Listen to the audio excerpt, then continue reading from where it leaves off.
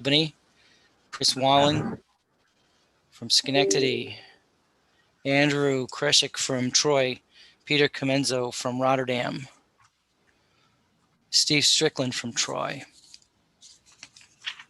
John Scavo, Clifton Park, Don Sapos, Guilderland, Jamie O'Neill, Malta, Elizabeth Cormos from Boston Spa, Steve Feeney from Schenectady County, Bill Anslow, Albany County, Todd Ferbosi from CDRPC, Ross Farrell, CDTA, Robert Rice from DOT, and Steve Iacchetta from the airport.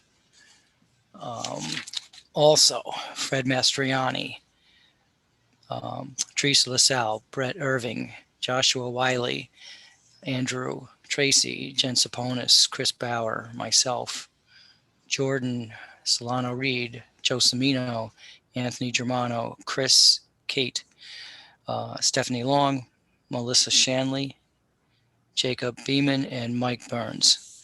Did I miss anybody? Mike Valentine. Oh, Mike. Very good. And Adam Yagelski too, Mike. I joined a little late. All right. Thank you, Adam. All right. Steve, we have a quorum. The meeting is yours. Oh, thank you, Michael. And congratulations on your long legacy of expert service to the region. We hope you stick around for one more meeting, but this is scheduled to be your last. So we send you all best wishes for the next chapter. The past decade has been yours. We stand on the shoulders of giants, and I think you're one of our greatest leaders in the area, Michael. So thank you very much. That's just a brief introduction of gratitude for your excellent service ongoing, and best wishes for the next chapter from the A team and from all members of the planning committee. I'm sure we all are united as a consensus with best wishes for you going forward. And as I said in my remarks earlier, it's a little bit of sadness, but I'm grateful and wish you the best in your next chapter. So that's a quick introduction. Steve Iacchetta, pleasure to serve as your chairman. Item 2 is visitors' issues, opportunity of the floor.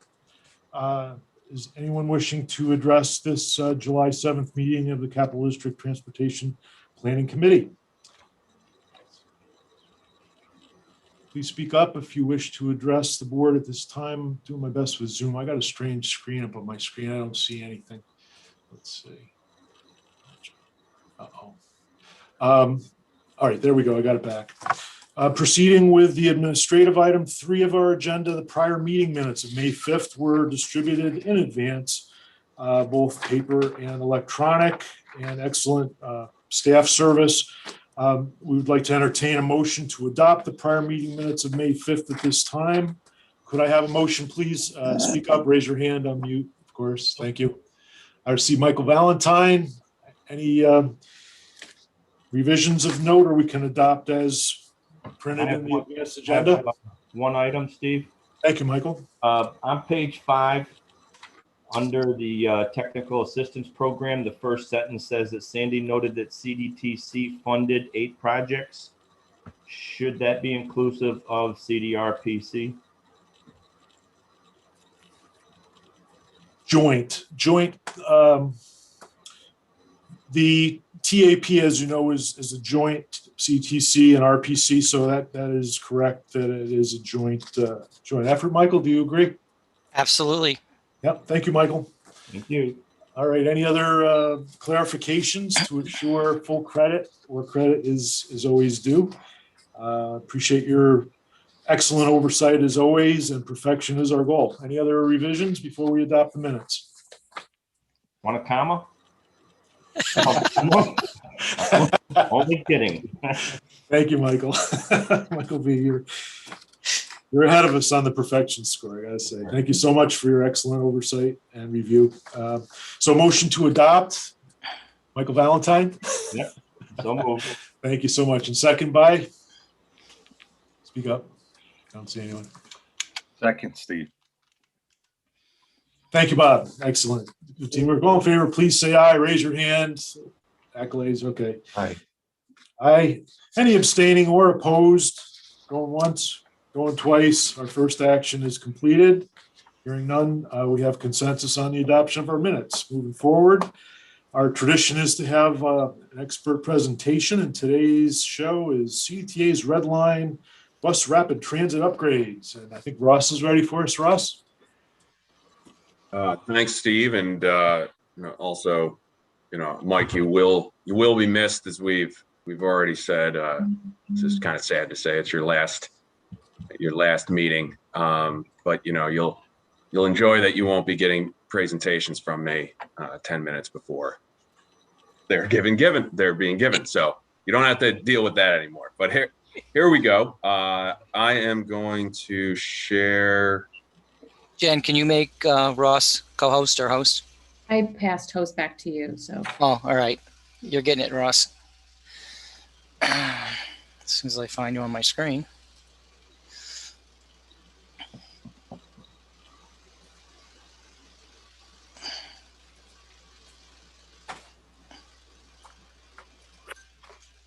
Okay, Russ, you should be able to share. All right.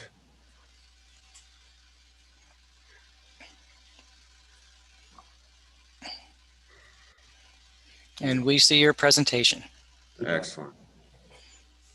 All right. Well, CDTA is in the region is entering sort of the new phase of bus rapid transit. We've obviously had the Red Line up and running for actually 10 years now. So in April we hit its 10-year anniversary. The Blue Line's been up in since November, and the Purple Line is currently under construction. So the planning and design is now focused on expanding that BRT system and enhancing it. That's part of what the bus lane study, which we've talked about in previous presentations, will cover. But also looking back at what exists today and making improvements. And that's what I'm going to talk about today, specifically with the Red Line upgrade. And so because of the fact that the line it's been 10 years old, you have to remember that the planning of that begins years and years before that, the design years before that as well. So the amount of improvements, amenities, things we could have to offer for BRT weren't included initially 10 years ago, and we want to make that happen now. The first is the fact that we have, in the last few years, expanded our fleet of articulated buses, but they have not been focused on the Red Line. We have about 11 buses, only one of which, as you can see in the picture above, is dedicated to the Red Line. Red Line is our most popular line in the system. It has, before and after the pandemic and during the pandemic, had the highest ridership, was the most resilient. So it was the route that had the least amount of reduction in service. And before the pandemic and then during it, because of social distancing, had the most issues with capacity. There's just too many people on the bus before and during, and even today. We've increased our frequency. When it first started out, the buses were running every 15 minutes. Now the Red Line is running every 8 minutes, which is unheard of for a mid-sized region as ourselves. But the BRT really shows how much BRT is on the corridors with the most ridership. So the first is to upgrade the fleet incrementally to purchase more 60-foot articulated buses. Those again are those accordion buses that provide the additional space. Then there's the station upgrades. When the design of these stations were happening, that was back in really 2008, 2009. The amount that the region wanted to have improvements to pedestrian infrastructure, traffic calming, road diets, that type of thing, was not part of the regional lexicon at that point. And so the amount of improvements that CDTA made, although there were a number of them at each one of these stations, weren't at the level that we could provide today. So that's part of the project, is looking at each one of the stations and saying, okay, what are additional amenities, infrastructure that can be put into place for both pedestrians and transit. That's going to change by each. I'll show a map in a second. That's going to change by each location, and obviously discussions with that roadway owner itself, which is basically divided between the city of Albany, DOT, and then the city of Schenectady. Our initial focus of the project will be on the city of Schenectady. That's because of the fact that we've had a lot of conversations with Chris Wallen. Brent Irving has started to put together, he's our senior planner, has been working with myself and Chris to start to sketch out possible improvements that could be made at each one of the stations in the city of Schenectady. So that's going to be our initial focus, as you'll see in the phasing of the project. And how this would be funding is through the BRT set aside, RG 131. The buses themselves are STP Flex eligible, while the stations are all on the National Highway System, and those components are NHPP eligible. Our hope is by the time we do both phases of this project, that all of the BRT set aside money that we have, some money is going to be going back into the BRT set aside money, but whatever amount of money there is for the BRT set aside will be drawn down by the end of the year or spring of next year. And so what are the benefits for the red line? First is just to bring the stations up to the level that exists for the blue line and are planned for the purple line. So bringing it from a line that was great for the 2010s, but now we're in the 2020s and well, at some point soon into the 2030s, and just bringing it up to that level that we can. It's also incorporating a lot of the new passenger amenities that are available at our stations that have been put into place over the last few years, especially by our facilities department, whether that be heated sidewalks, shelters that have heating, plug-ins for phones, even the facilities department is going to put in a green roof shelter in Troy.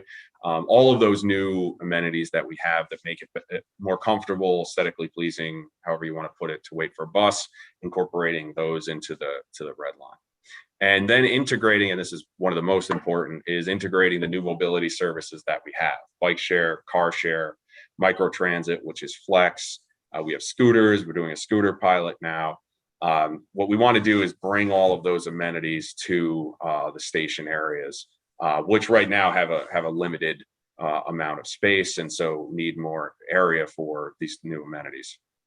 The other part, and I touched on this earlier, was when we built and designed these stations, they were for a route that was running every 15 minutes and a limited amount of local bus service. Now that route is running every 8 minutes with even more local bus service as well. So the stations themselves actually don't have the amount of capacity we need to provide as many buses as we're providing today and to increase it in the future. Personally, I'd like to see the red line at some point run every 5 minutes, if that's possible. If that happens, right now the stations just don't have the space to accommodate that many buses. And then lastly, related to capacity, is the articulated buses. Going from a 40-foot bus to a 60-foot bus does exactly, if you're doing the math, it provides 50% more room for passengers standing and sitting, and we can get more people on the bus on the red line. This is the red line map today, which goes from downtown Schenectady to downtown Albany. I'm going to just break out the different phases of the project, or the groupings of the project. First is and I'll get into more detail in future slides, of redoing the station at Gateway Plaza. We've been working with Metroplex and the city of Schenectady to design a possible transit center at this location. Just the sheer cost and time that it takes to put something like that in, that's a possibility in the future, but we want to try to build something that's a smaller scale, but provides that level of improvement that we're looking for in the site. So that's phase 1A. Phase 1B is what we're just calling Outer Schenectady, just to describe any of the stations that are outside of the downtown. These are the areas where we would do major improvements to the roadway.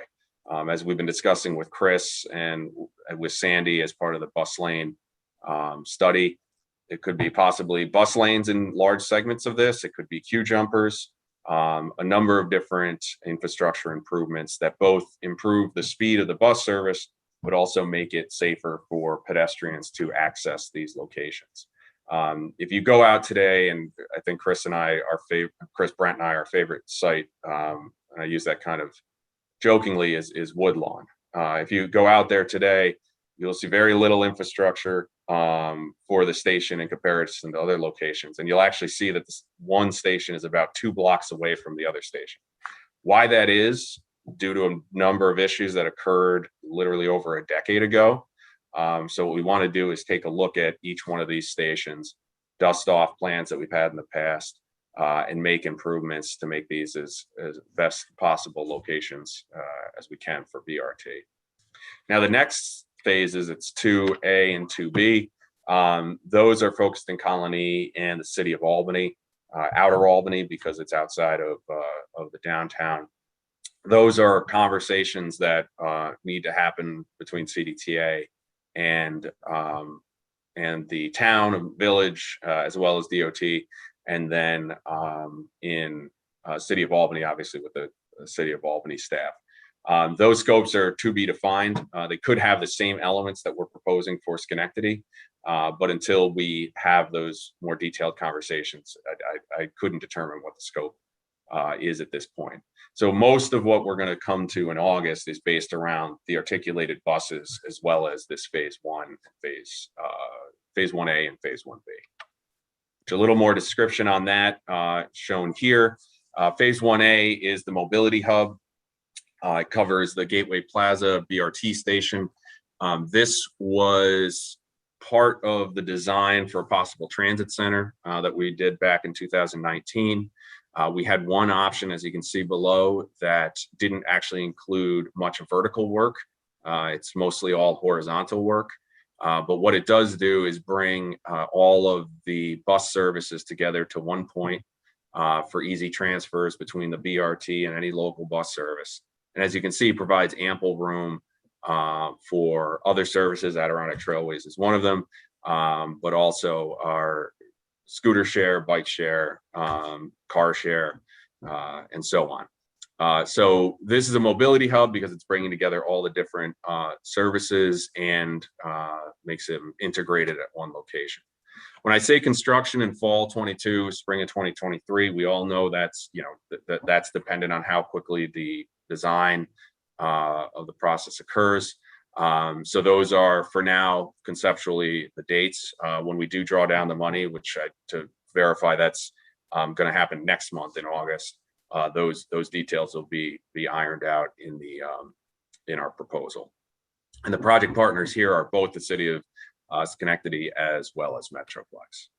Now, outer Schenectady is the conversations we've had recently with the city, with Chris in particular, for Steuben Division, Woodlawn, and the Niskayuna station, which falls between, part of it falls between DOT's area and the city line. This will have the same type of improvements I talked about before: bus priority infrastructure. That's a better way of just saying queue jumpers and bus lanes, as well as the major roadway and intersection changes to improve pedestrian infrastructure.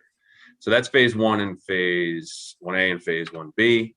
Phase 2A and 2B, as you can see here, I don't have design drawings to give because, again, these are just, we have to have those conversations with the roadway owners.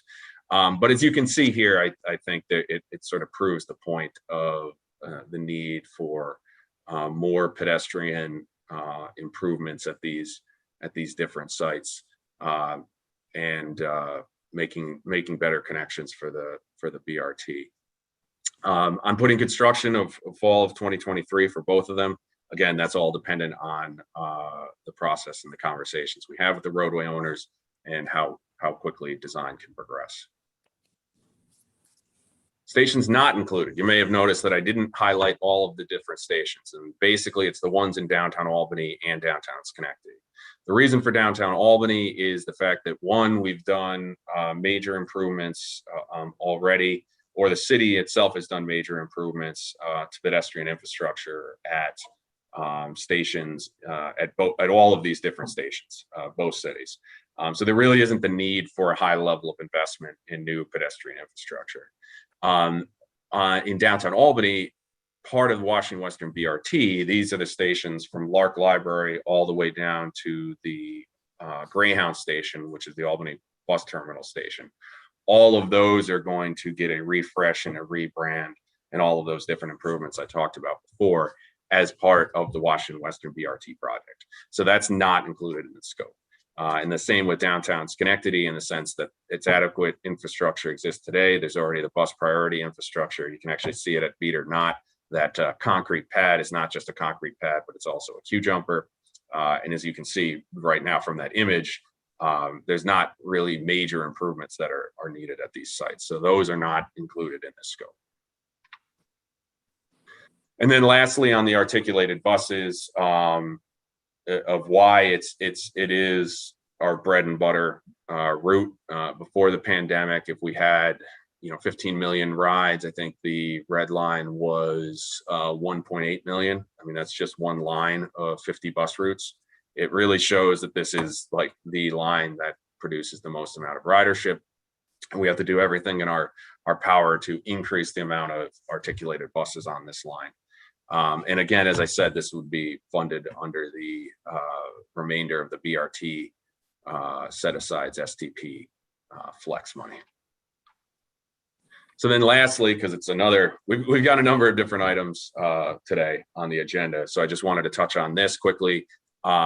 We are going to partner with CDTC to do a BRT expansion study. If you think about the bus lane study, that was a partnership between CDTA and CDTC, where CDTC held the contract and is the lead. This is just a reverse, where CDTA is going to hold the contract and be the lead. It's going to look at what is the feasibility of BRT, expanding BRT in new corridors. The goal is to create a document that allows us to take 1, 2, 3, 4 different lines and submit them for small starts funding. That is the pot of money from the federal program. I think I've talked about this a lot, but that is the pot of money in the federal program that if you go through the bureaucratic gauntlet, which it needs to be a bureaucratic gauntlet because they're paying for a vast majority of your project, but when you go through that process, the light on the end of the tunnel is the fact that you have a project that can be funded. The best thing you can do to go through that gauntlet is to get in there as soon as possible.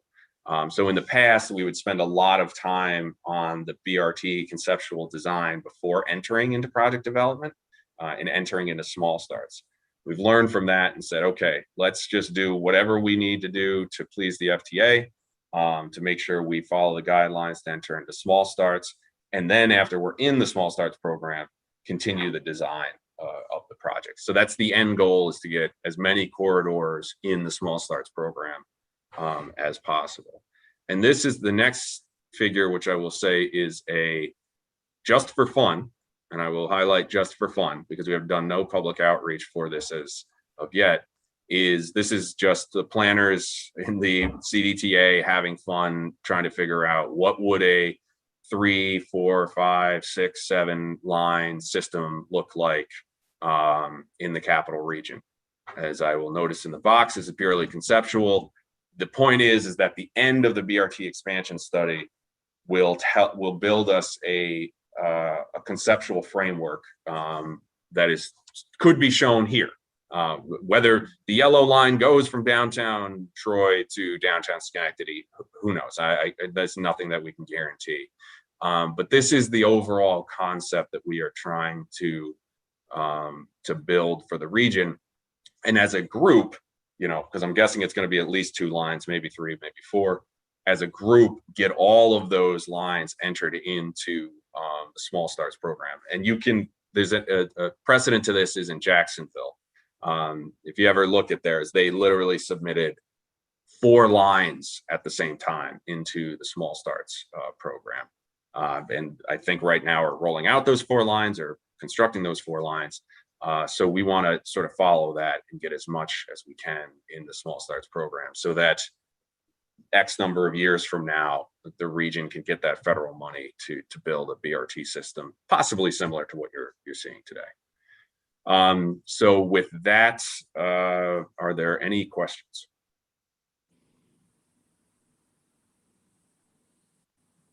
Great, thanks for the quick overview, Ross.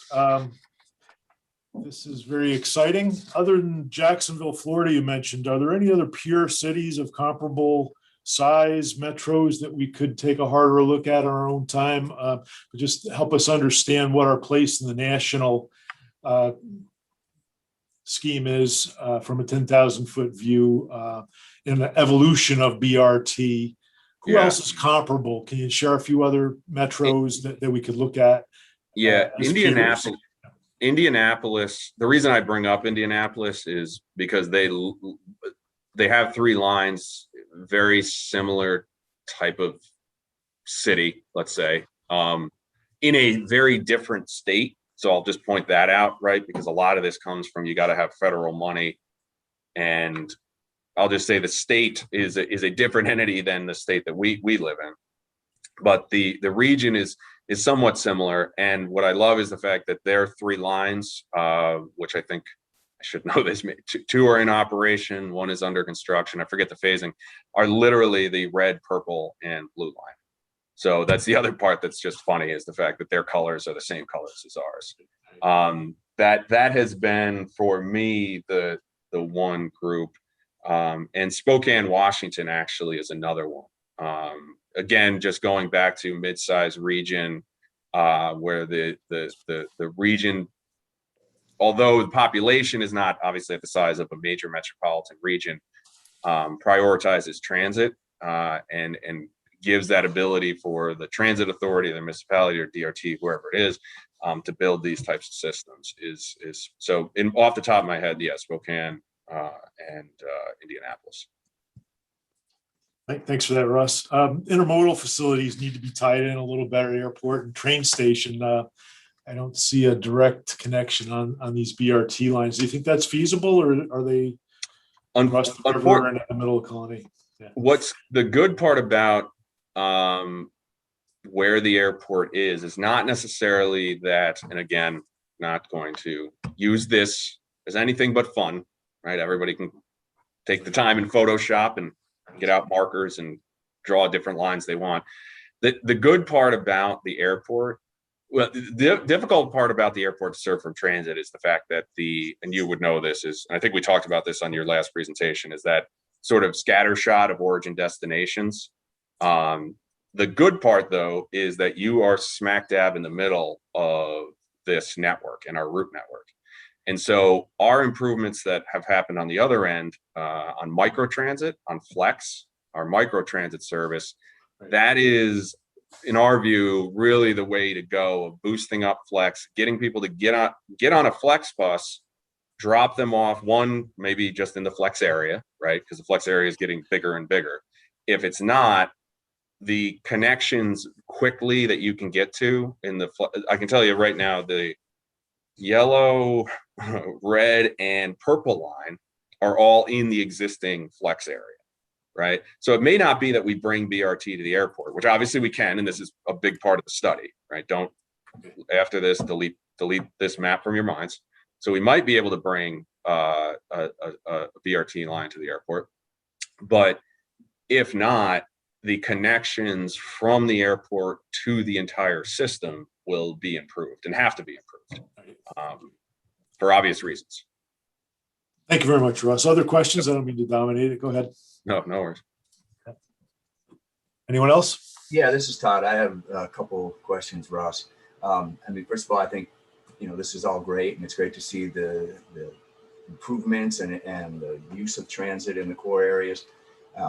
Question about the yellow line, and I know it's just hypothetical, but just the buy-in, in particular, I guess this would be Colony, but also Niskayuna, in terms of adopting land use changes to make those more viable bus stops in an area that's not necessarily pedestrian oriented, but could transition in that direction. So have any of those conversations in any preliminary way taken place, and is there buy-in from the communities in that direction? And then I have a second question that has to do with just your thinking about Saratoga County and just the ways of integrating Southern Saratoga County. Yeah. So the first part, again, this is just a fun map. Whether there is even a yellow line at all, we'll see. But to your point, the issue with the next set of 3 lines is that issue. Is the corridors today have ridership. They have generators. There's no doubt about that. They are just not at the level that ridership is on the purple line, red line, and blue line before and after BRT. That has a lot to do with land use. So part of the picking of where the routes go has a lot to do with what is the long-term land use goals. Now, Colony has been, and you can see it even on Wolf Road, right, is adapting where possible to become more transit oriented and pedestrian friendly. That is something that we would have to confirm will continue in the future if the yellow line is going to be viable. And this goes for every other part with orange line, green line, wherever it goes. So the land use part is really is critical in our discussion and choosing of where these lines will go. For Schenectady or for Saratoga County, again, we're going to look, the BRT expansion study is going to look at all the entire region, right? The reason we're just not showing it on the map today is similar to what I was saying with Steve, is there's certain types of services that better match areas than others. This is not saying that there won't be improvements in Saratoga County. The improvements in Saratoga County just may not be bus rapid transit. First thing is, for instance, we are rolling out this flex service that'll cover the exit 9 area to Mechanicville. So that's just a new service. Again, we're going to be piloting that, and I hope that happens by this fall. The other part is the real desire for improvements in transit service, maybe on different corridors, may not be BRT, maybe local bus service, and a lot of it could be the Northway Express. So that might not be actual BRT service, but it might be improvements to the Northway Express, which is a commuter coach park and ride based service, because that better fits in with the land use pattern in that area. But again, it's not at all. We are going to study it. It's just as the existing land use patterns exist today, bringing BRT up through Saratoga County would be difficult, but that doesn't mean there isn't another type of service that would better fit. Hopefully that answers your question, Todd. It does. Thanks. Any other questions? About 10:10 now. Steve, I was just going to point out that as Ross has said, we've been working together on this. It was actually almost coincidental. Our kind of a partnership with this is I've been talking with him about Gateway Plaza, Stu Ben, where we have some development, and then how the city is looking to do some complete street work planning for State Street. So kind of everything just kind of came together with the ideas. So the city is looking forward to working with the CDTA on some of their ideas that they have, so we're excited about that. And then consequently, I have one question for Ross. And I didn't look at this. Ross, I'm sure you're going to say yes to this because you guys are high level planning, but do you track, I've never seen the yellow line, which I'm intrigued by, but do you track if somebody gets on the bus at Gateway Plaza and goes to Troy? Because if you were to time it, the yellow line, because if I go to Troy, I drive the yellow line. That's, we have a direct connection to Troy essentially on that yellow line, that Route 7.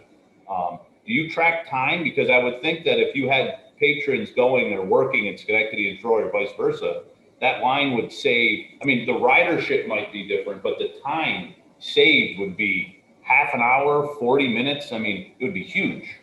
Yeah, well, so we have an existing route, the 370, that does part of that, which is the yellow line today. It doesn't do exactly this. And now it doesn't, you can see it, it doesn't go all the way up to RPI, right? This yellow line goes up to RPI. So the one benefit of BRT, this is what happened with the blue line as well, is the elimination of transfers. So let's say you are going from Schenectady to RPI, right? Or you're a student at RPI and you're going to, I don't know, shopping at Latham Farms. The one biggest thing is you don't have to transfer. That's a huge savings. When you take that into account with all the other things that are involved with BRT, the transit signal priority, queue jumpers, bus lanes, the limited stop service, what we are seeing for the blue line, which combines reducing transfers and all these other BRT benefits together, is a 40% travel time savings. It all depends, I guess, sorry to answer your question, Chris, it all depends on where that origin and destination is. We do know from our automatic passenger counters how many people are getting on and off every route at every single stop. What we don't know is the combination of that origin and destination. Are the 25 people that boarded the bus at Gateway Plaza getting off in downtown Troy? We don't know that. What we do is a heavy amount of survey. That's the only way to get that information. WMATA, for DC, if you've ever been on their metro system, you actually pay when you enter and you have proof when you leave. So they can track that. Where do you get on, where you get off? We don't have that. So we have to go out with a team of interns, travel trainers, sometimes consultants, all hands on board with staff to just literally get on every bus and survey passengers. And so that's part of this process is we'll know the origin destinations of our major generators, and then that will dictate to us where we want to make the BRT expansion in the future. And this is Steve Strikeman. I'll just say, I used to be a frequent rider of the 370 from Union College to downtown Troy, and it certainly would make a great difference to have the BRT there. I'm sure the ridership would soar on that route because it does take so long.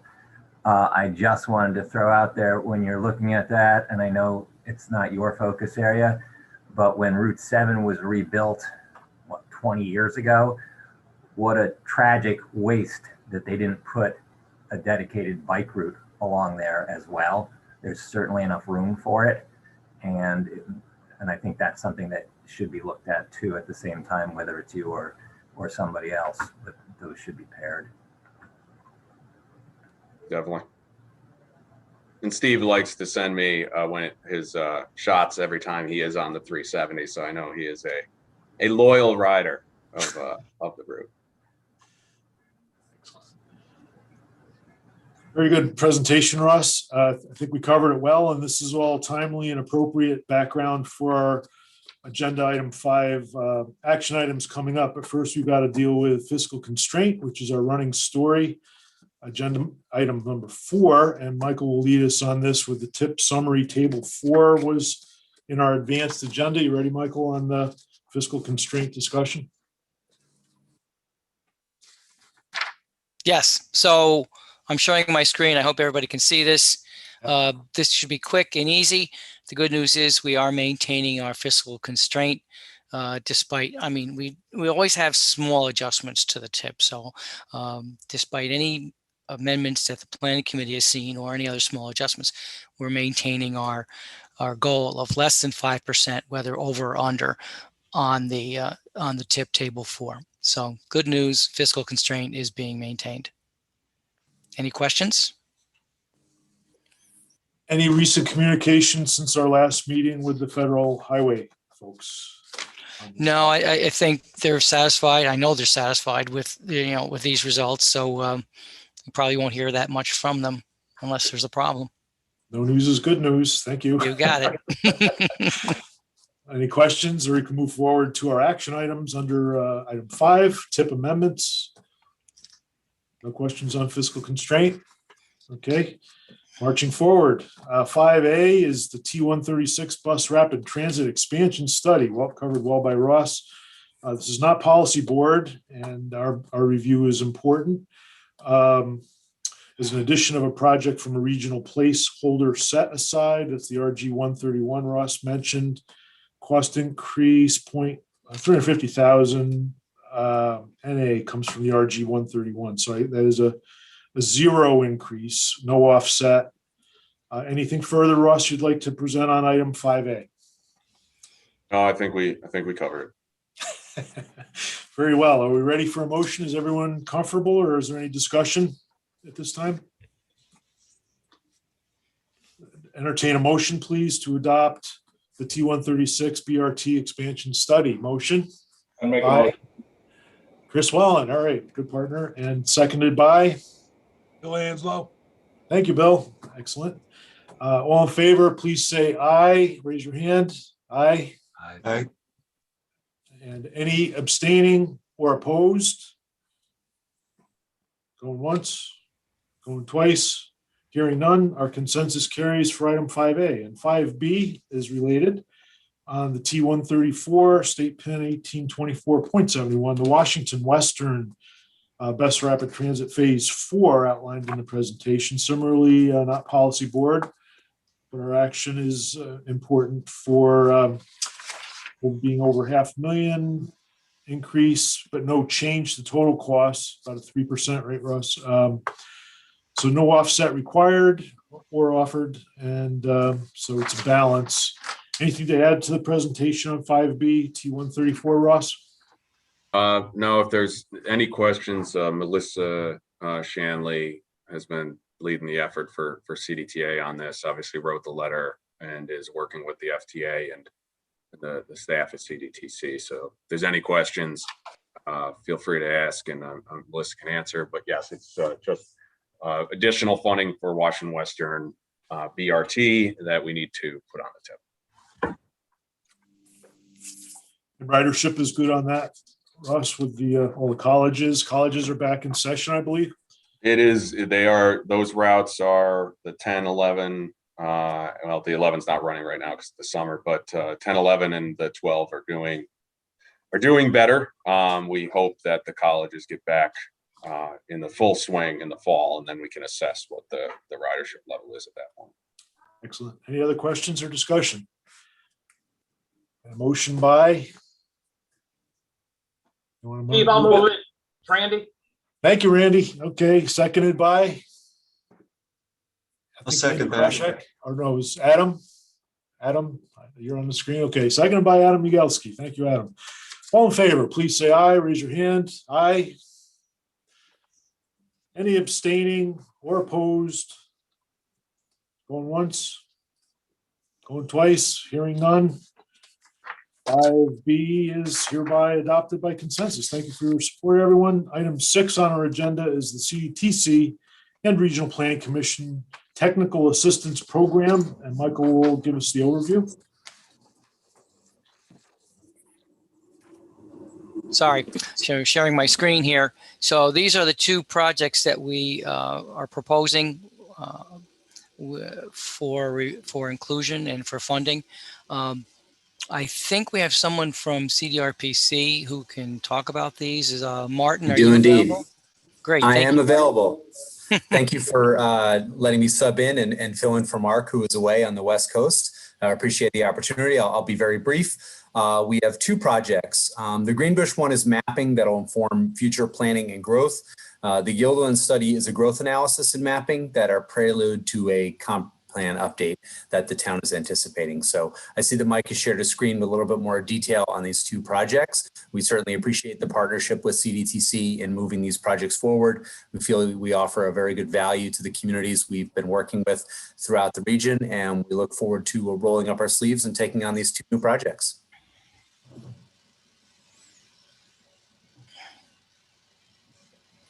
Any questions on this as a voting item, Michael?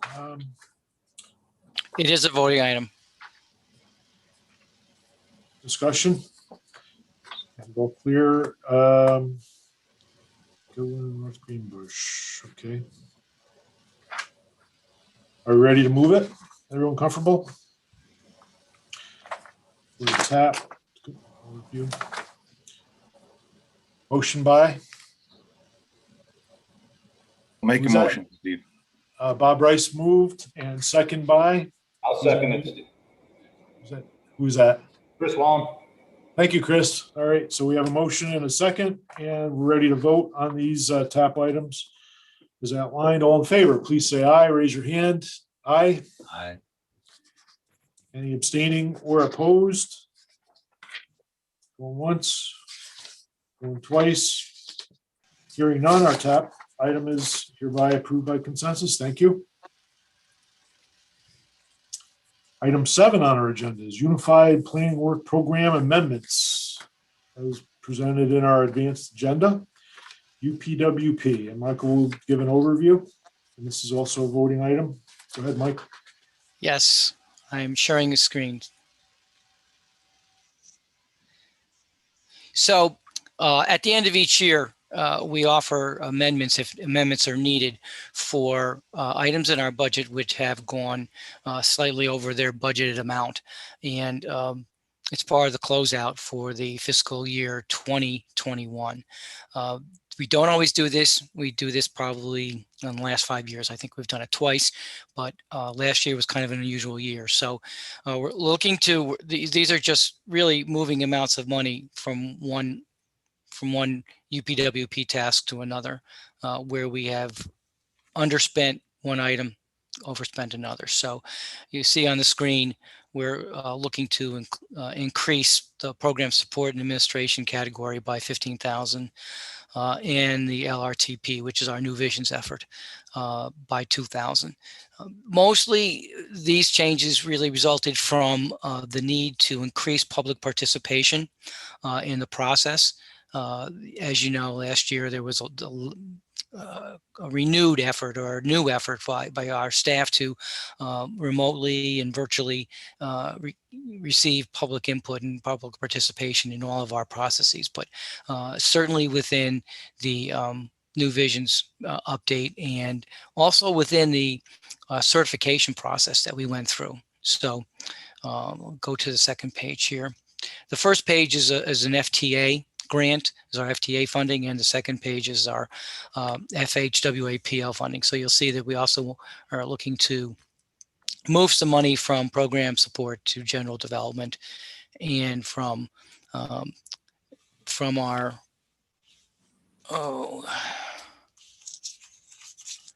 planning emphasis areas to our TIP.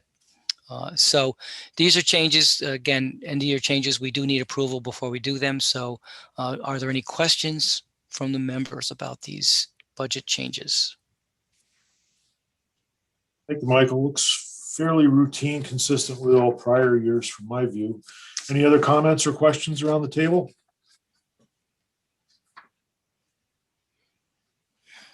Hearing none, are we comfortable adopting by a vote?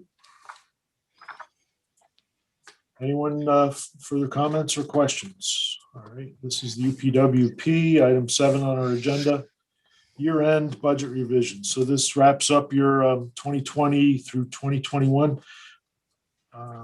Is it on calendar year or what's the fiscal year, Mike? The federal year. Oh, federal year. Federal year. I'm sorry. Correction. It's a state year. I should know state that by year. now. Yeah. Refresh me on the months once again. April 1st to March 30th.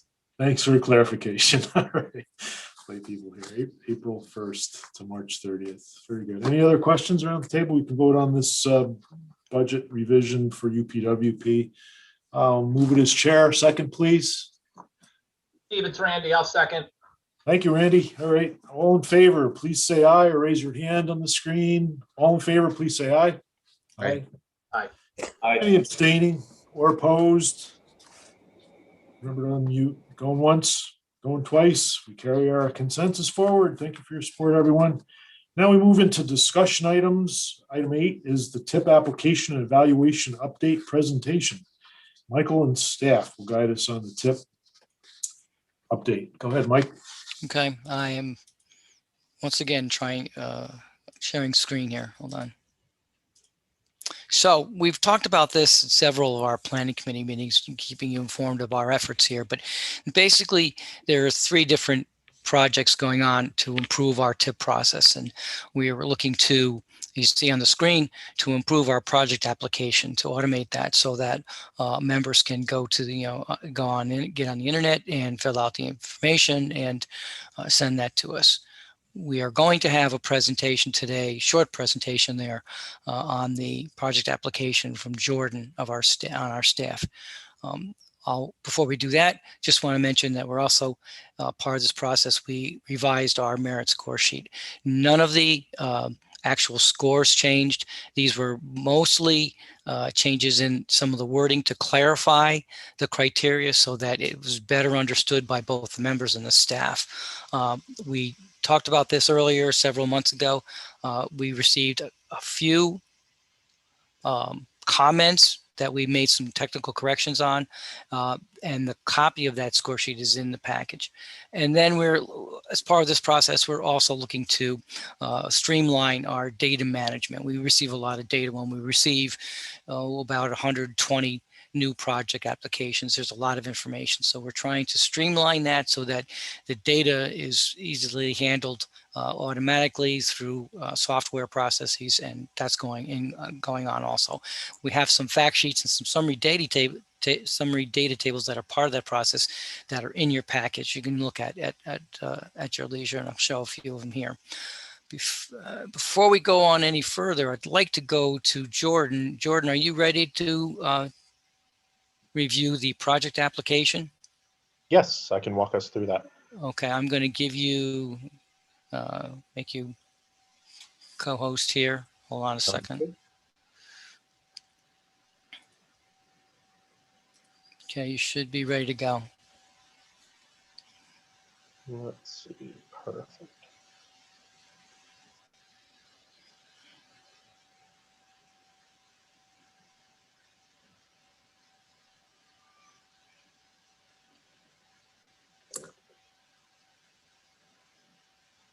Okay, can you see the application here? Yes, we can.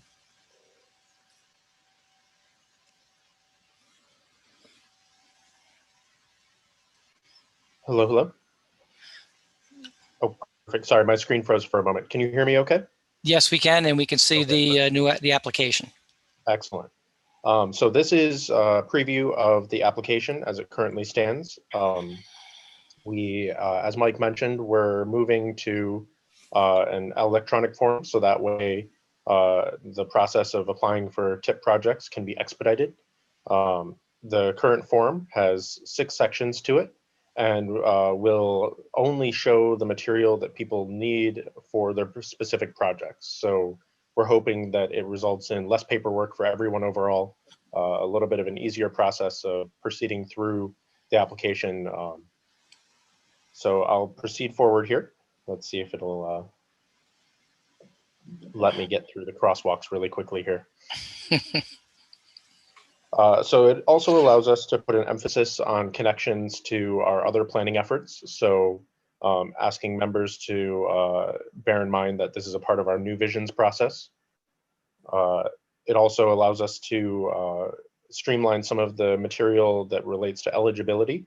So it allows for incorporating links directly into the process. So that way, previously the paper form, if you wanted to check something against state guidelines or against CDTC guidelines, you would have to actually go and find those links, find that material. This allows for a much easier process of connecting to those documents directly. A very cool bit of this is it will allow for autofilling. So if you're applying with multiple projects, you'll be able to have it autofill material as long as you have cookies enabled. So this would facilitate for, especially for our sponsors who submit a dozen or more projects, this would make that process go a lot easier. You're not having to fill out a new document on your address and your phone number, contact information each time you fill out the paper form. From there, we're sorting out our project categories. They'll largely be the same as last time. So this example specifically, we're going to look at road projects, roadways. I've chosen a hypothetical roadway here that does not exist in the region, a main street. And we're able to incorporate things here now that make this a little bit easier as well. Reference markers, coordinates as needed, We're able to facilitate bundling projects more easily. I also want to note here, as we're coming through this, that this is also an accessibility enabled form. So it should be fully ADA compliant. It should work with a screen reader. So if that's needed at any point. We have overwhelmingly customized it for desktop view, but it should also be usable, for example, on an iPad, or worst case scenario, on a phone if you're filling it out at 11:59 on the day of the deadline. All of those should be supported by this electronic form. Similarly, instead of typing into a PDF or handwriting out the various parts of the form that we previously would have asked for, all of that is now form-based, fill-in based. We're also exploring how to best incorporate existing road data. So this way we can really incorporate the best data available, either from you all as sponsors or from within our staff at CDTC. So again, we're providing as many links as we possibly can to make sure that it's as easy and as streamlined as possible to gather the data needed to fill out the form as accurately as possible. This is a great example of where anytime we don't need any additional information, we can hide material out of that way. You can fill out as little as possible. It helps streamline it. It helps make things more visually appealing, a little bit easier to work through. This will also allow us to explore what we're looking for in both the merit evaluation as well as the other parts of the evaluation process. So we'll be able to get more information than we would have in the past on road cross sections, on safety characteristics, various parts of New Vision's principles. We really want to make sure that all of that is getting picked up as much as possible. And so this makes sure that it's clear to everyone filling out the form and filling out the application what we're looking for. This also allows a little bit easier accessibility to attaching documents, supporting documents, as well as design files that may already exist, planning studies. Moving through this, again, it even allows us to connect into other ongoing planning efforts, including linkage studies, GIS fees studies, ADA transition plans. It also allows us to connect with the merit score sheet, asking about various parts of New York State smart growth, as well as economic development, other institutional locations that may benefit from a project. It also, you can see here, we have large lists of various types of infrastructure that may be implemented. While this might feel like a lot, this one in particular is also meant to provoke thought of what can go into a corridor, things that might not otherwise be considered, and stuff that might not necessarily be known quite yet. So for example, here I've selected traffic signal backplates with retroreflective borders. That's something that can help then prompt a sponsor to remember that, oh yes, that's something that we can include while we're filling out a project or applying for a project, planning on a project. We have then the cost estimate section. So this allows skipping through the pages that would otherwise exist. For example, in the paper form, you would have to then flip past bridge projects as well as other types of projects. We're trying to streamline this as much as possible to facilitate automatic addition and multiplication. And it also hopefully is a little clearer in providing worksheet materials, so that way it's clear what cost estimates should be. And then we have some of our traditional materials here that are also in the worksheet. Again, hopefully making this a little clearer than it's been in the past, prioritizing how important a project is to a sponsor, as well as when a sponsor wants to plan, fund, and design, as well as build an actual project. And then finally, we have our fields for attaching additional documents further. Similarly, this will make this easier than with the paper form, where previously you had to actually contact CDTC, provide a flash drive. This allows for putting everything into one spot.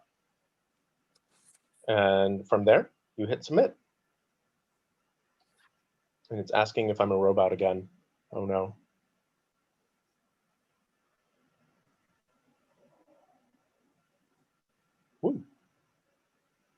And that's our JotForm demonstration.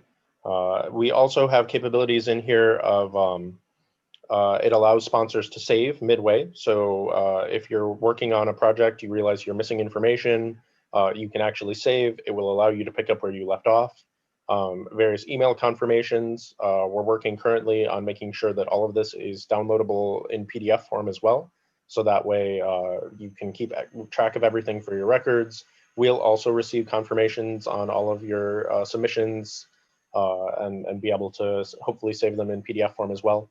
So ideally, this whole process will be hyper streamlined to a new level and hopefully be a lot less work for our sponsors as well. So yeah, thank you very much. Outstanding. A great leap forward for information technology. Thank you, Jordan. Good overview. We've come a long way, and looks like a pretty streamlined and smooth improvement that we can look forward to filling. Any other questions for Jordan? Yeah. Andrew Kreshik, when, with the tip update pending and approaching quickly, is this going to be online for that in September? That was my question. Yes, this is yes, this will be ready in time for our next application. And how soon will it be ready for us to start using? Sorry, this will be ready for when the application's open. So I can't speak to exactly when. I don't think we have. Mike can speak more to this. I don't think we have the exact dates of the tip yet, but it will be ready as soon as we have those dates. Okay, so there'll be enough time to prep using the form prior to submission? Yes, absolutely. Yes. I believe our last time sponsors had a month at least to submit project proposals, and I believe that would be the same. Mike, I'll let you speak to that. Sure. I mean, we're going to follow pretty much the same schedule that we did 3 years ago. So we'll be looking at opening up applications, you know, in the end of September, beginning of October, if we follow the same schedule. What we'll do is when we get closer, we get a little closer, maybe by the next meeting, propose a schedule to the committee for your approval. But it's going to be very similar to 3 years ago, where you'll have about a month and a half. And maybe we can include that, increase that just a little bit more because we are working with a new form. But this is a pretty standard format, so very easy to use. I don't think our members are going to have trouble, you know, learning how to use this form. It's pretty self-explanatory. So, but we'll run by we'll run a schedule by the committee, maybe by next month. Because it's not so much the usability, it's just the availability, since we've got some potential federal money for some of us, right, for substantial projects. So if we can streamline that submission process as well as for regular projects, it would be beneficial to all, I think. You know, absolutely, Andrew. We agree. I think the form right now, and Jordan, you could correct me if I'm wrong, but I think we're 98% on the complete on the form. There may be just a few minor adjustments, and waiting for any kind of comments that we receive from you, the members, or any of our other partners. But we're about 98% there, so it will definitely be available, Andrew, you know, when we open up the process. Great, thank you. Thank you. For one question, it looked like Mike, do you? Go ahead, Adam.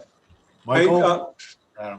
I quickly, for the committee reviewing the forms and also the other folks involved, is it the completed applications, is it going to be PDF, or is there going to be a different option that's web-based or something like that? We'll determine that as we come through to the next meeting. It's likely that it will be a PDF for review that would go out with the next with the next planning committee meeting materials. But there is an off chance it would be just the electronic form. But we'll have an actual that will come out with the next meeting materials. Adam, what I've shared on the screen is our proposed new project fact sheets, and this is what we usually give the members. They don't normally get the applications themselves because there's a lot of information on there, obviously, that the members don't need, but they're available usually on the internet on our website. But this is what we usually give. This is a revision. This is an update where the information will be summarized.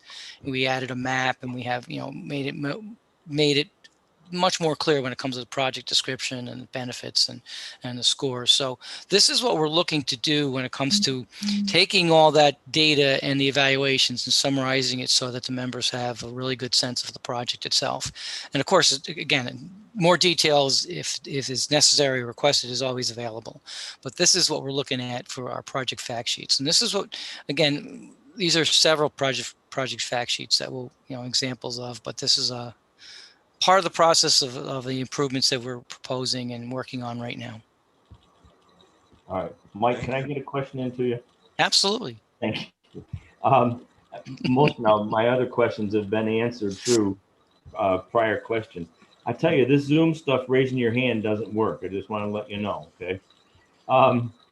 Doing our best, Mike. The last question I have is in relates to this is going through the agenda. There's always a parenthetical thing that says see enclosed. So I was looking for this application. It's not in the meeting materials that come to us through email, and it's not in the mailed material. And I was looking for that. And now I'm finding out that application is really not ready to give to members to look at. How do I get stuff that says in here after all the meeting items, see enclosed? Sorry, Mike, I can speak to that. That might have just been a clerical error, that it was supposed to be presentation, not a see enclosed. Good. That was a good answer, Jordan. But there are things that are also enclosed, so it was a little bit of both. It was the presentation, and like these examples here where we had the examples, we did enclose them, and there's also an enclosure that summarizes the process itself. There's also the enclosure in the packet for the preservation versus beyond preservation description. What we'll do, Michael, is we will create a PDF of the JOT form example, and we will email that to all the members to make sure you have that available.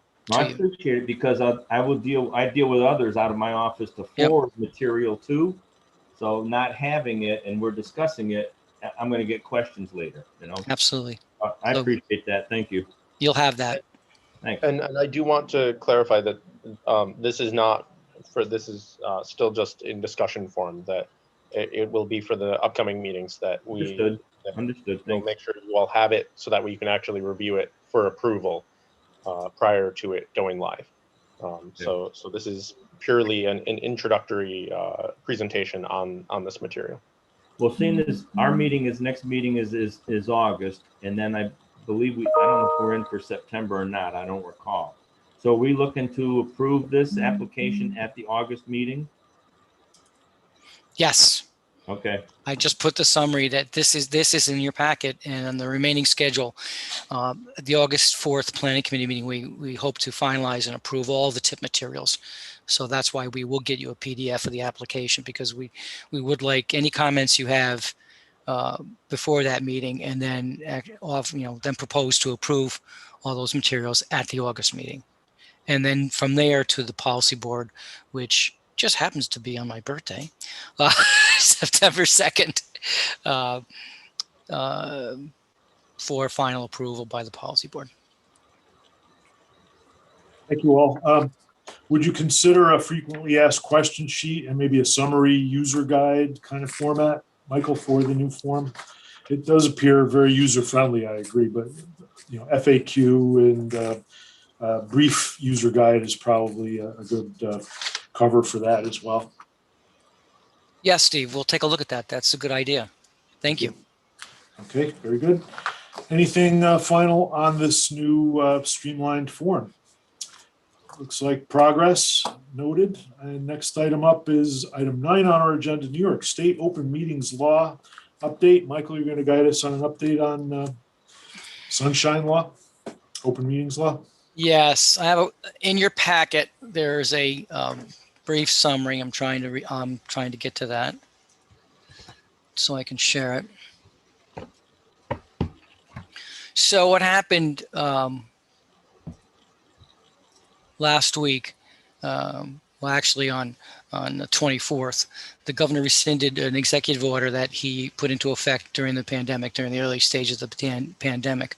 And that allowed virtual public meetings, along with a few other exceptions, to be made during the pandemic. So on the 24th, he rescinded that order, which leaves us basically with the New York State Open Meetings Law being in effect now. Talked to a few of the other MPO directors. We're all going through this right now. So what is the format going to be for our public meetings, which our public meetings for all intents and purposes are the planning committee and the policy board meetings. And we make public notice and we invite the public, and we have, you know, an opportunity for comment and things like that. So how are we going to run our planning committee and policy board meetings? Now, we've talked about it briefly before about possibly having hybrid meetings, because a lot of people are very comfortable now with remote virtual meetings and not having to travel, say, all the way to Wolf Road every meeting. So we talked about hybrid meetings, but the issue for us and for everybody now, with remote meetings, is the open meetings law has two requirements. And if you look at the third paragraph on this handout, the return of the existing open meetings law, there's requirement A and B.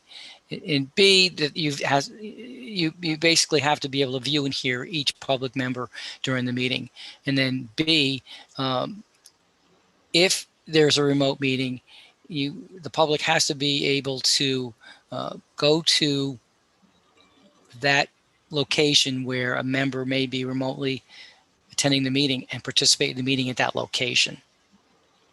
This is the existing law. So those are issues for us. Just want to bring them forward, you know, just get your ideas or thoughts on it. But so the first issue is relatively easy. I think there's a lot of equipment that, you know, we can purchase to make our conference room more accessible for people who are attending remotely. And most of that includes video cameras that actually provide video in 360 degrees. The second requirement is a little more difficult, because what it would mean is if you as a member, say in this Schenectady County, wanted to attend remotely, you would have to make your location open to the public. And that could be very difficult for members. So we have quickly a couple options. Right now, some of the MPO directors are still looking at this and researching it. One example specifically is NIMTIC, the MPO down in New York City. They're actually trying to get a legal opinion on specifically on that requirement B, that is having to make the meetings make the meeting locations open to the public, make all meeting locations open to the public. So they're looking to try to find out legally whether that's going to still be required or not. There is also legislation in the state legislature looking to change the open meetings law, but I don't think that's going to go very quickly. This usually doesn't. So we'll wait and see to see what happens by the legislature, legal opinions, purchase new audio equipment, which we could also do as CDRPC has. The third option, there are, from what I've heard, talking to the other directors, there are school board meetings now that are already going, school districts that are already going to in-person meetings only because of the open meetings law and the requirement to keep all the locations open. So going back to in-person meetings is an option, something that we should consider. We haven't decided yet. And then number four there, the option is the hybrid, having both in-person and remote. So that's a quick summary. If you have any thoughts or ideas or comments on this, you can, obviously tell us now or email us later, email me later, but we'd like to hear what your thoughts are before we take any action on this. And of course, before we do anything, we'll bring it back to you anyway.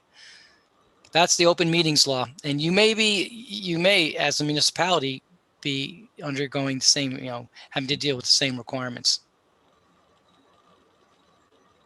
Good question, Michael. On option 4, the hybrid meetings, combination of the audio and in person, You say probably not desirable. Could you outline reasons for not desirability there? Well, it's just that, if we do that and the open meetings law is not changed, the requirement to have remote locations open to the public. So Steve, theoretically, if you attended remotely, you would have to open up your office to the public, and the public would have to come to you, would have to be able to come to your office and actually attend the meetings in your office. That's a little difficult. I don't think too many of us want the public coming into our office on a regular basis every month. Thank you. I mean, Is go ahead. there a movement to change the law? To say if you offer, video access, you don't have to comply with that. I think it sounds like the open meetings law was created before all this video access, online access was available. That's why they, did that. So hopefully there's somebody pushing to change the law to not have me allow the public into my home office while I'm on a Zoom meeting. Right. Elizabeth, you're exactly right. That's the reason why the open meetings law doesn't really take into account the new virtual platforms. Short answer is yes. There are bills in the assembly, in committee, to try to change the law. But I think, the problem with the state legislature, or the issue with the state legislature, I shouldn't say problem, is that they don't act very, very quickly, and they're not always in session. So we may not see a change in the law, for several months. Michael, my question I have is that it only pertains to the committee members. I mean, at the meeting, in my tenure here at the meeting, the meetings are maybe 50% planning committee, 50% other. People that are not required to be in the meeting, that may just want to, we have consultants, we have staff, we have other people that are in the room. Would those people also be subject to this? Is it anyone that would attend the meeting and view it regardless of your stature on the committee that would need to open their offices up? Or could we have it where, because right now we're on this, anybody can watch it publicly, we're live on YouTube and we're recording. And I don't think either of those things happened prior to COVID. I don't believe we were recording or broadcasting. That's correct, Chris. We were not, and we are video live on YouTube, and we are recording it. We have a transcript. We have, we make sure people obviously have the opportunity to see and hear what we're doing. But the answer to your question is, according to the open meetings law, it's only members that attend. So if you're a member and you're attending, you would have to open up your location to the public. So in our case, the other 30-40% of the people who are attending would not have to do that. But I can just see some benefit for, I know that there's a couple of people that come in that are public transportation advocates that may have some handicaps that can't get to the meetings as well, or that there's a lot of consultants who, travel to get there, and if we're recording and they could do it from their offices, and it'd free the office up. I mean, I'm not opposed to in-person meetings, but I think there is some benefits to allowing people to hear what we're doing and see what we're doing, even if it's recorded. Right. You're saying if it's something that we go down the road because we need new video and audio equipment. Absolutely. Mike, John Scavo, one of the things I'm looking at is on July 15th, the Committee for Open Government is having a session. It's a 1-hour virtual session, or 90 minutes, on this very issue. And I think it's evolving fast. I know both NICOM and Association of Towns are looking at the same things we're discussing here today. The governor mentioned it yesterday in a press conference he had about, once Zoom opened up, you're not going to get it back into a box going forward. So I think there's a recognition that we're going to see an evolution, and it's probably going to happen quickly. But I would say, from my standpoint, I hate to see purchasing of equipment if the state's going to come out with standards that we may buy stuff that may not meet those standards. I do think a legal opinion might be the right course of action, because there's been some interpretations where, in terms of opening a place up to the public, it's not meant that if I'm driving in my car and I'm participating by Zoom remotely, that my passenger seat should be filled with somebody from the public. But I think the legislative intent is if we're meeting at CDTC's offices, we don't have a closed door session where the public couldn't be in an accessible public place to hear and see our body language in conversations in person and shut them out behind quote closed door sessions that are available through a YouTube live channel. I think that's where the intent, and I think that's where the laws may evolve to, that we won't have to open our house front doors. But again, I'm speculating. I know that's where some of the conversations are, but I do think it is evolving fast. All right. John, could you send me that link to the open Yes, sir. I'll send that right meetings now. on July 15th? That'd be great. Sure, I'll put it right in the chat too. That'd be great. So yeah, we agree. And unofficially, I think we would rather wait and see, option one at this point until some of these things develop. If the legislature does go through, if the governor does address this quickly, or if a legal opinion changes things. So we don't want to, make the decision right away at this point. We'd rather not. Thank you, Michael. Thank you, everyone. Good input. State agencies and authorities are moving forward to full in-person is what I'm seeing. VMTs, a lot of vehicle miles travel will be going up for these statewide meetings. So Steve, we'll see this evolve quickly, I think. But Andrew, you had a point? One sec. So the suspension of the law has occurred. Are we in an approved interim period where we don't immediately have to go back to providing the parameters that we were previously under? Or are we violating the law essentially? And just it's acknowledged that we are until decisions are made by the legislature. Yeah, I think technically on June 24th or June 25th, hundreds of agencies, maybe thousands of agencies were violating the law, and they still are. Okay. Waiting to see what's happening. So there's an acknowledgement that this was ridiculous to go back before anything was prepared to go into. Most of the advocacy groups would say that, yes. Okay, thank you. Andrew, I almost wish that the governor wrote like this purgatory period saying in 30 days it'll be rescinded, but he didn't. So one of the challenges, and we had opinion here on a planning board meeting, because we advertised public hearings 14 days in advance because of a seeker requirement on type 1. Yeah. After it was rescinded, my legal opinion from our attorney was still meet by Zoom because that's how you advertise, but then the first opportunity to meet back in person, as long as you show you're taking the appropriate steps, hopefully you're good. But it's right. It's a tough issue. Right. I was just wondering, with the legislature's action to kind of make the governor's decisions during the pandemic moot aggressively, that what would the fallout be when we reach this point? How much more will come back online that was temporarily suspended or modified during the pandemic? And I think, this is just the tip of the iceberg as far as relative matters go to getting back to whatever normal is. Very good. Thank you, Andrew. I think we should move forward to item 10 on our agenda. We still have 4 more items. Project delivery update is ready at this time. Michael, are you ready? I'm still on, Mike, so I can do it quickly here. Please do. Thank you, so we don't have thanks, Steve. We don't have a sponsor presentation for today, but I do still have just a few updates and our sponsors for next month that I'm going to be reaching out to. So just a couple updates on consultants, kind of project milestones that we've gotten over the past few months. City of Schenectady project, Rosa Road, Knott Street, Wendell Ave intersection improvements. PS&E was submitted back in May.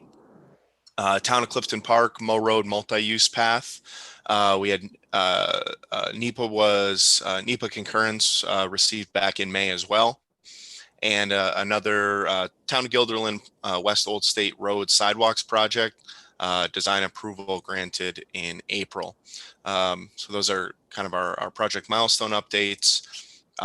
Next month, I'm going to be reaching out to the city of Rensselaer, town of East Greenbush, town of Rotterdam, and the city of Troy to be asking about your local tip project updates. So keep an eye out for an email from me later this week. And as always, encourage everyone to take a look at our local project tracking spreadsheet. That's part of the meeting materials. Take a look and let me know if you have any updates that we don't have captured there. Always appreciate those. So that's all I have for local project delivery for today. So thank you, Jacob. That's an important Thanks. item. I appreciate it. Look forward to the updates. Any questions for Jacob on that? Hearing none, we move forward to item 11 is the DOT project delivery schedule. Bob?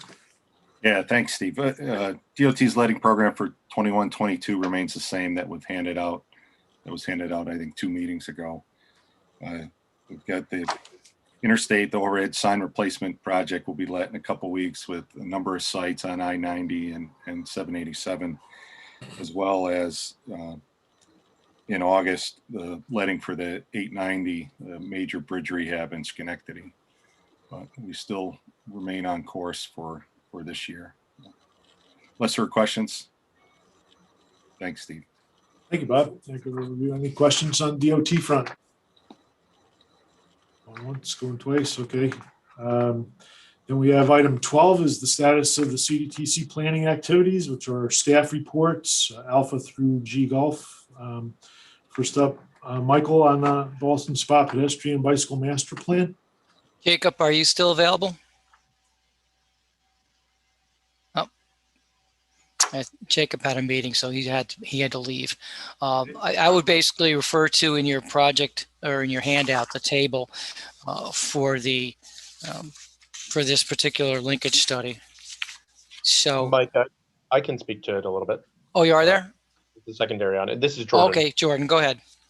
We are wrapping up public engagement. We just had a successful outdoor in-person public engagement initiative, as well as a demonstration project within the village in which we implemented some temporary bike lanes and reorganized the layout of a block there in Ballston Spa.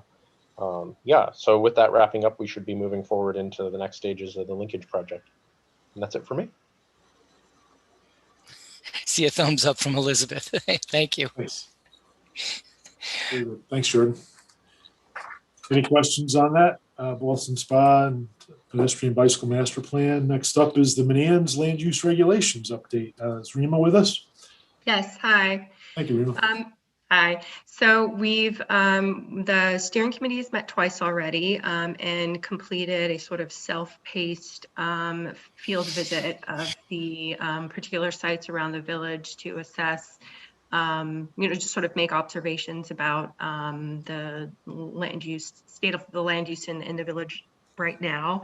We're currently developing a list to put together focus groups and conduct stakeholder interviews and fleshing out the public engagement portion of the plan. The website is up and on the village website. And part of the project is for public engagement and outreach. We're trying something new. There's a pretty significant portion of the population in the village who speak English as a second language. So we have engaged some translation service and have, I think it's 6 languages that we have the website content translated to 6 languages in addition to English and have that posted up on the website. So we're just sort of testing out this this method to see if we get some additional engagement and involvement from the population that may not speak English as well.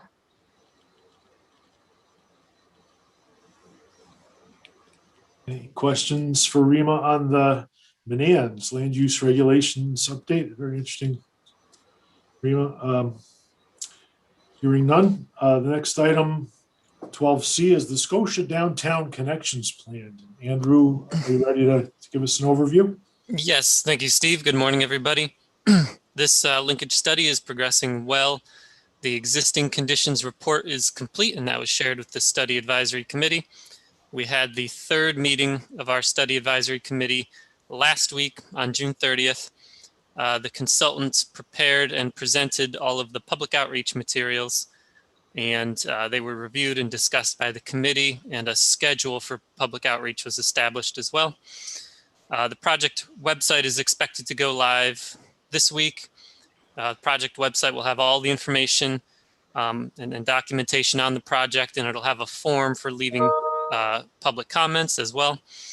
The first public workshop is going to be held in the last week of July. We're working with the consultant team and with the Village of Scotia to try to identify local events in Village of Scotia where the consultant can bring their pop-up table as well and mingle with the locals. So that's my update for Scotia Downtown Connections. What's the website to check that out, Andrew? It's not live yet, but when it is, we're going to send it out via our social media. And then all of the future public outreach materials will have a link to the website as well. Thank you. All right, any other questions on the Scotia Downtown Connections? Hearing none. Next item up is 12D Delta East Greenbush Route 4 corridor study, the intermunicipal update. And Chris can guide us on this. Hi, good morning, everybody. Hope you can hear me okay. So this linkage project is the first of its kind in that it's an update of a previous linkage study from 2006. The project is sponsored by the town of East Greenbush, but it includes the town of North Greenbush too. That's the intermunicipal nature of it. The study area includes US Route 4 from New York 43, which is West Sand Lake Road, to Mannix Road. This part of the region, if you're not familiar with it, is experiencing a lot of change, a lot of growth, and has made traffic congestion one of the top concerns for the town and for the public. So it will be in some ways a more traditional corridor study than we do in the last couple of years. As far as status, the draft request expressions of interest and scope of work have been developed, and they're currently being reviewed by the town. And once they're done with their review, we'll be sending that over to DOT and Rensselaer County for their input, and hopefully release it later this summer. Be happy to answer any questions you have. Excellent. Thanks, Chris. Any questions on the Route 4 corridor study? Intermunicipal. A lot of change up there. Thank you, Chris. Next item, 12 Echo, is Rensselaer Waterfront Connectivity Study. Jordan, are you ready? Hello, yes. So the Rensselaer Waterfront Connectivity Study is meant to study intermodal connections between along Washington Avenue and Forbes Avenue, between I-90 and the riverfront in the city of Rensselaer.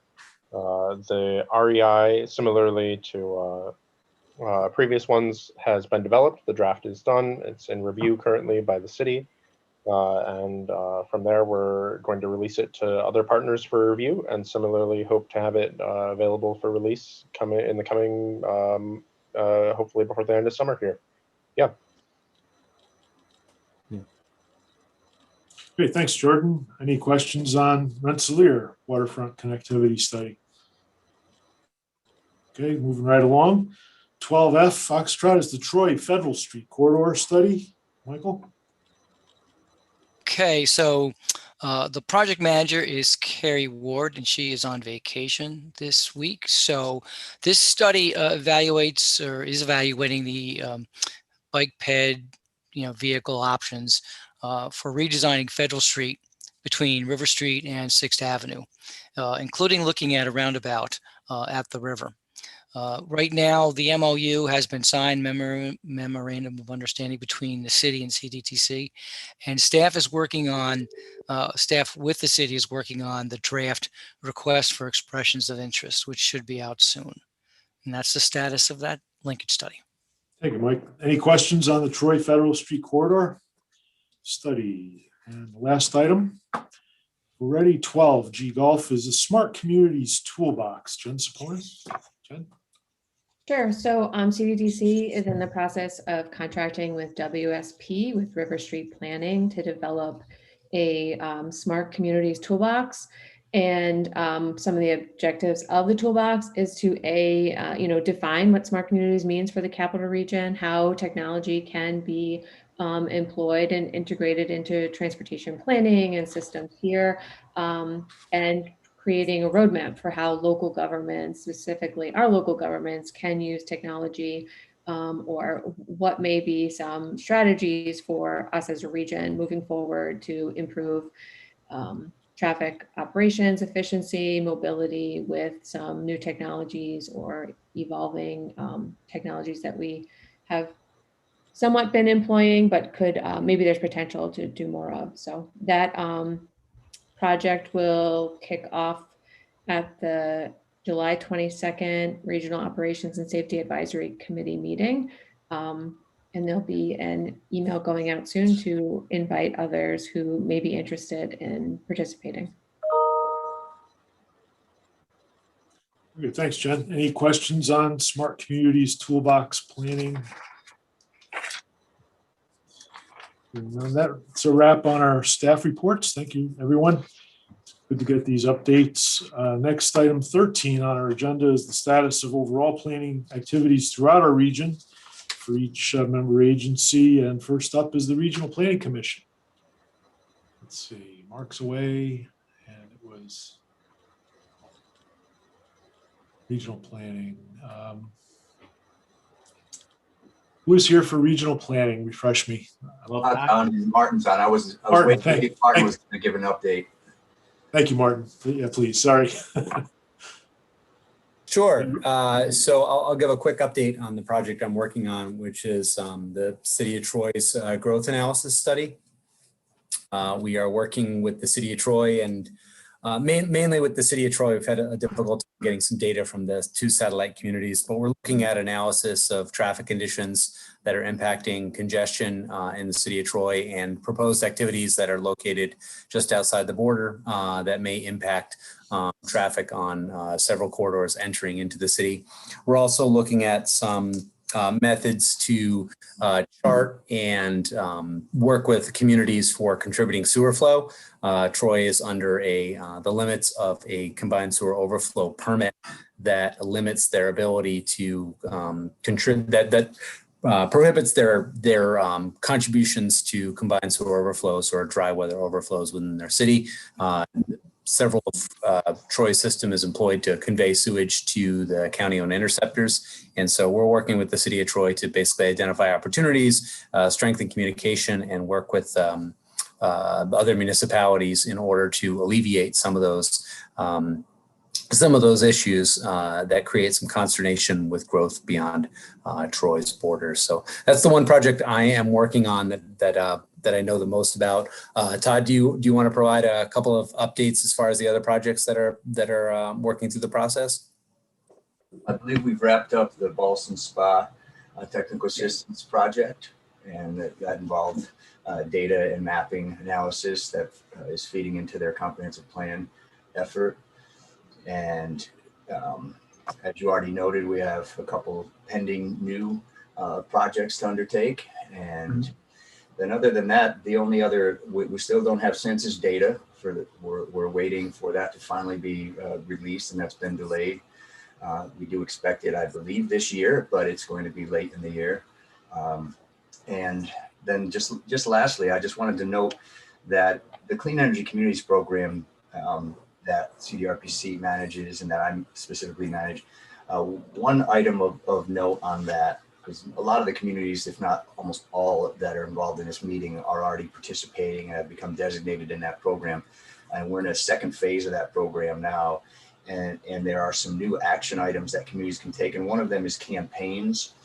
And I just wanted to note that Albany County has just submitted, and we're working with them on this to be able to run a campaign that's really 3-pronged to promote community solar signups, to promote air source heat pump installations for heating and cooling your home. But thirdly, and most, I guess, pertinent to this committee, is promoting electric vehicles. And we're coordinating that with CDTC, with Jacob. And so we're going to be promoting basically the purchase of electric vehicles and working with the actual companies that are selling the cars, and we're trying to get a number of other communities within Albany County to join into that campaign. So Albany County is kind of the umbrella coordinator of this, and there's an open invite to other communities in the county if they want to participate in that, and they can be awarded grants if they meet the milestones of signups on those different campaigns. And I'll also note that Clifton Park is undertaking a similar campaign right now as well. And I'll just add one shameless plug. We have folks who recall our Corning Awards for Intermunicipal Cooperation. That awards program kicked off this week. We're looking for applications that celebrate the best practices or best projects for communities working across the borders, but also new for this year, we have categories that include equity and environmental justice, and then implementation of or adaptability to some restrictions that were put in place for COVID-19. So innovative ways that programs were delivered or communities adapted to implement the good work that they're doing in spite of some of the difficulties in responding to COVID-19 is a category that we've added for this year. We'll be accepting applications online throughout the month. The deadline doesn't close until August. So I'd encourage people to check out our website and look up the Corning Awards. I'll certainly send out a note so they can be included in the meeting minutes, but we're eager to celebrate the good work that people are doing throughout the region and put a spotlight on people that are working really hard in each of their communities. Hey, thank you, Martin and Todd. Covered all my questions. Any other questions around the table for Regional Planning Commission? There are none. We move forward to the CDTA. CDTA, is Ross Farrell still on with us? Let's see. Ross? Hey, Steve. I think I spoke enough. Obviously, a lot going on at CDTA, but no need for me to keep talking. Any questions for Ross on the CDTA front? Excellent presentations, Ross. Thank you for covering it well. Hey, Ross, good thing you stayed through the whole meeting. That was nice. Michael. I didn't hear that one. That's okay. Thank you, Michael. Valentine. Any other comments for CDTA? Any questions or discussion? There's a lot going on. Transit's important. Next up is DOT. Bob? Yeah, thanks, Steve. Just a few things. Our Bridge in New York application review is currently underway. In terms of the Troy Manans, the 378 scoping Pell study, we do have a scope of services that has been reviewed and concurred with by Federal Highway. It's now with our contract people making a determination of whether to use an existing design services contract to make an assignment or to do it as a separate advertisement. So we'll see a decision on that hopefully within the next 10 days or so. I wanted to mention last week, the governor announced the next round of the TAP CMAQ solicitation, 110 million statewide. The Capital District has always done very well with this program. Their applications are due on September the 29th, but there is a pre-review period to get them where folks in my office will see them by August 17th.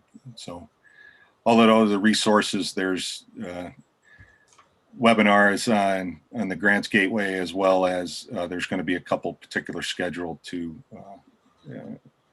this round of TAP CMAQ for potential sponsors that may not be as familiar with the process.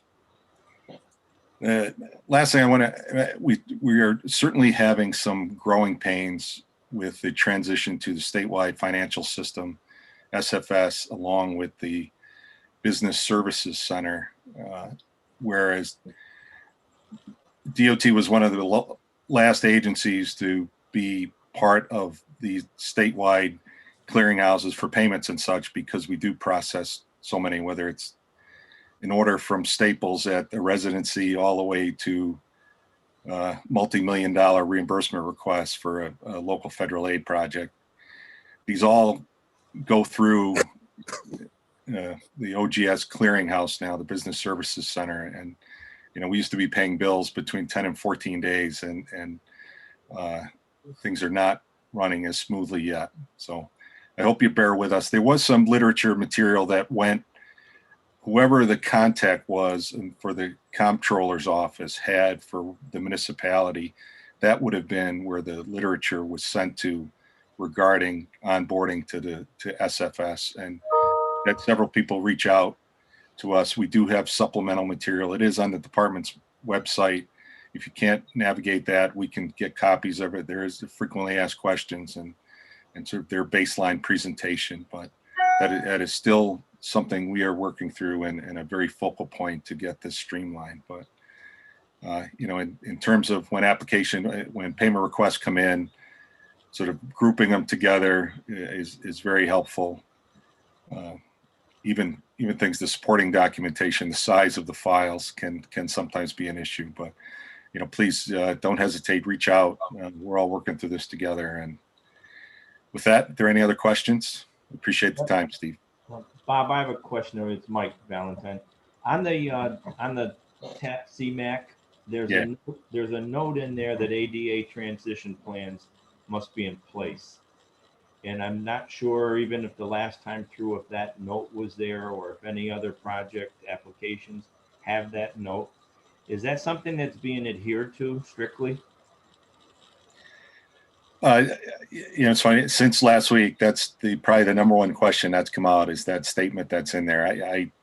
I don't have an answer, and we've asked main office for clarification regarding that, because every municipality as well as the state are at different at different stages of their plan, and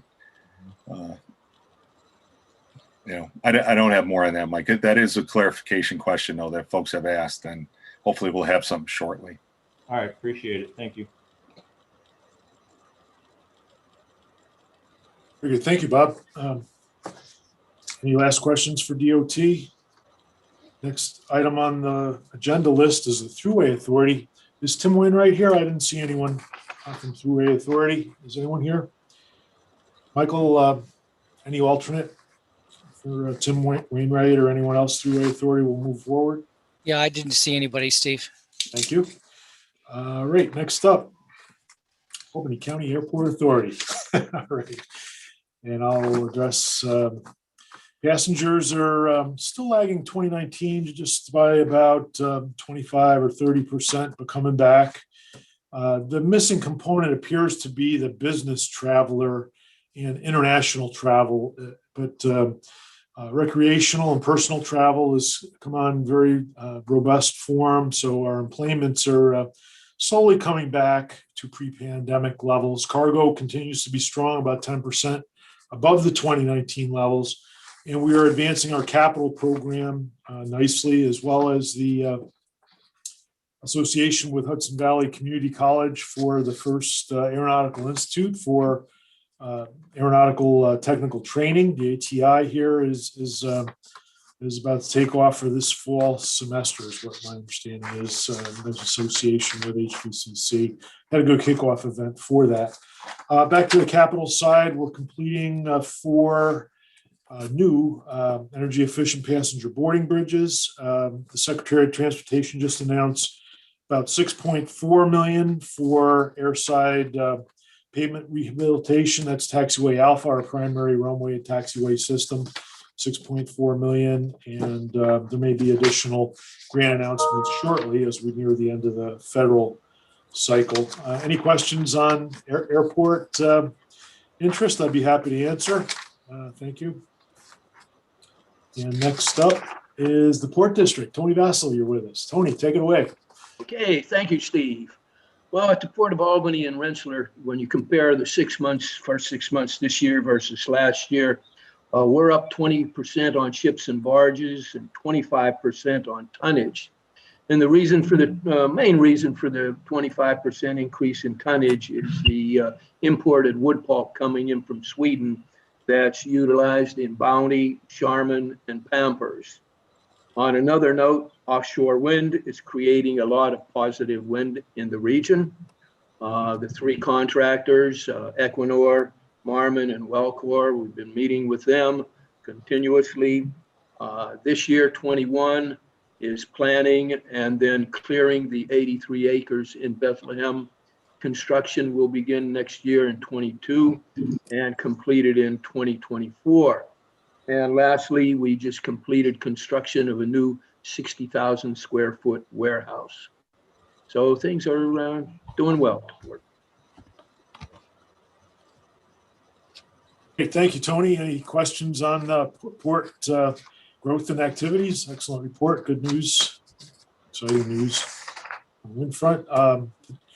Next item is local planning activities, and this is open to any of our planning committee members. Any municipal activities that are worthy of note to the region, please speak up. Going once. Going twice. Okay, we can move forward and toward meeting closure. Our upcoming meeting, our next meeting of planning is August 4th. And we'll stay tuned on whether that is continuing the Zoom or alternate meeting format. July 13th, Bike Ped Advisory. July 13th also is New Visions 2050 Virtual Learning Series. July 22nd is the Regional Operations and Safety Advisory Committee. Jen mentioned on that. Are there any other new business, old business, or meetings, events of note before our next meeting, August 4th? Speak up. And with that,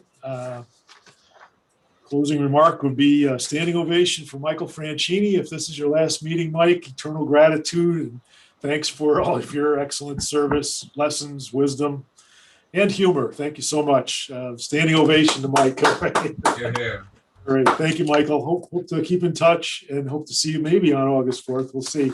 But this is your last scheduled meeting, so we definitely owe you eternal gratitude, as I said, on behalf of all members of the Planning Committee.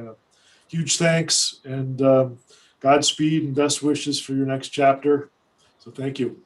Thank you, and thank all the members for their for your participation. Please keep up that strong participation and input and in making the CDTC and the MPO process as great as it is in our region.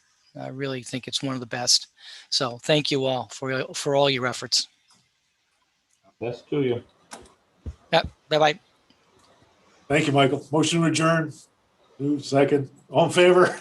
All right. Happy summer. Stay well, stay safe, and enjoy your summer weather. See you August 4th. Thank you so much.